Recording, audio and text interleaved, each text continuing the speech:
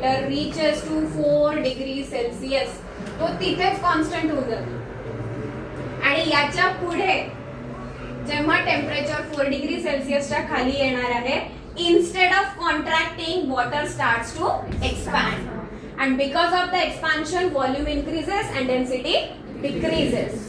So less density, that layer will move to top.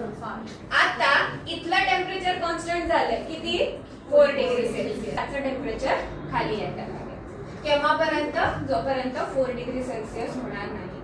आता हा 4 degree Celsius झाल्यानंतर सुद्धा पुढची जी फ्रीजिंगची प्रोसेस आहे त्याच्यामुळे काय होणार आहे, आणखी एक्सपान्शन होत जाणार आहे, एक्सपान्शन होत जाणार आहे. आणि ती लेयर जी आहे ती काय होणार आहे, वरच्या साईज फॉर्मेशन जेव्हा होईल ते कुठे होईल, आणि खालचं जे पाणी आहे ते कसे राहणार आहे, नॉर्मल नाही, 4 डिग्री सेल्सिअस.